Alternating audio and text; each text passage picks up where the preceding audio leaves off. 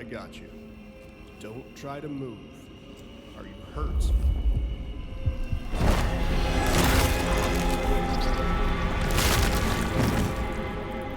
Hey there, Lowell from GamerGuides.com here with another preview, this time for Vampire the Masquerade Bloodlines 2. The following thoughts were originally written by our senior editor Ben Chard and adapted into video by, you guessed it, me. All the footage was provided by the publisher and not captured by us. Let's hear what Ben thought.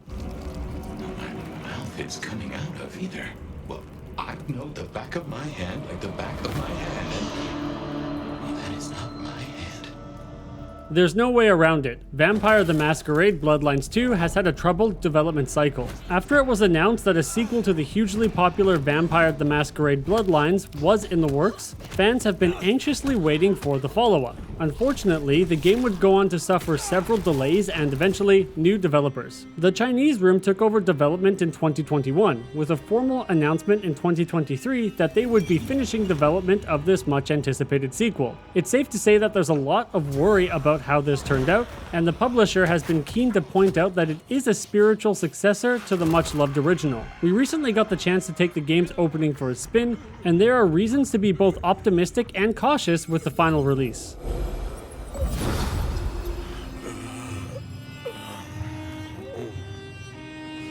After the initial intro sequence, you'll be in control of the Nomad, awakening from torpor, a deep sleep that vampires can fall into that can last centuries. Shortly after your awakening, you discover that there's another conscience living inside you called Fabian, who has no idea how he got there. The first quest helps you regain all of your vampire sensibilities, such as how to feed, climb, and attack anyone who may be foolish enough to challenge the Nomad. It serves as a fine introduction as you look to escape your surroundings before the cops close in on you. All the while, you maintain the Masquerade. This states that you must keep the vampire society hidden from humans, and breaking the Masquerade is punishable by death. During your escape, the Nomad will take on the name Fire in this age, spelled P-H-Y-R-E, and you'll soon get the chance to choose a bit of a background for them. You can change your gender, hair, face, eyes, and piercings, along with, most importantly, what vampire clan Fire belongs to. This is the first important piece of customization you get, as your clan determines how people react to you, along with the abilities you can unlock. Each clan has 5 abilities you can learn using ability points,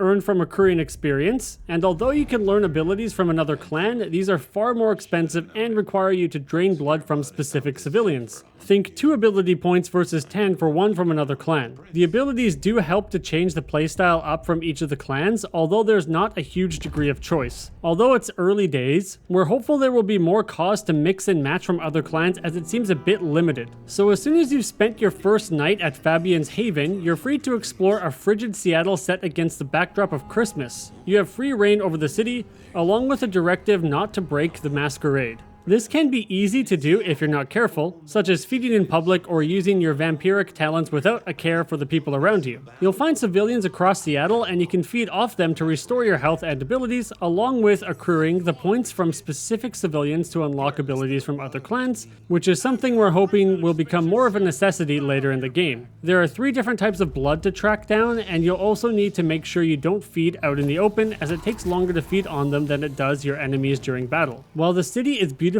created, there's not much to see and do, at least in our limited time with Bloodlines 2. You can freely scale buildings and glide across rooftops, and there are a few collectibles to seek out, but for the early stages at least, it serves more as window dressing to reach the quest objectives. Again, these are early days, so we're hoping as the game progresses, there are more optional activities to make better use of a gorgeous looking city that has been created here. One cause of concern we did have in the preview was the lack of any kind of inventory system outside of 4 different consumables you can find. There's still lots to find, but most go into the codex as a new entry. There are new outfits, however, that you can get as you increase the abilities you learn from the ability tree. These are said to have an impact on your dealings with the Denzians of Seattle. Your story, and we shall see if we are friends or not. There is, however, a lot of emphasis placed on combat and the various vampiric abilities you can unlock, along with the other basic mechanics that give you a lot of freedom. You have the standard light attack combo, along with a heavy attack which can be used to break an enemy's guard. You can also kick an enemy away. This is especially useful as it's easy to get surrounded,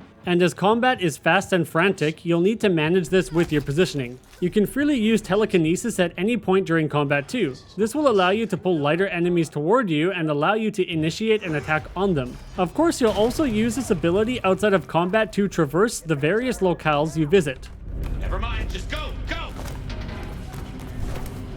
We also had a lot of fun playing around with some of the abilities you can learn, such as commanding lesser vampires or humans to kill themselves, or take control of them and direct them to attack their own allies. It's painfully apparent, however, that a lot of the main focus with Bloodlines 2 is centered around the various characters you'll meet and the dialogue scenes you find yourself in. There are a lot of choices to be found here, some that were restricted to our choice of clan at the start of the game, and most of our choices were met with a notification on how it impacted that character. We're led to believe that Vampire: The Masquerade Bloodlines 2 will feature many endings, and your choices and actions will impact the final outcome of Seattle's power struggle. Although there was no payoff in the early quests we had access to, it already set up interesting situations that we're curious to see how they pan out later in the adventure. It's clear to see that the Chinese room has taken what was there before and tried to put their own spin on Bloodlines while staying true to the world of darkness, feeling, and vibe. The choice system seems promising, and we're hoping that the world opens up a bit more with optional activities to make better use of the world they've created. For now, we're cautiously optimistic that there's a lot more to come from Vampire: The Masquerade Bloodlines 2.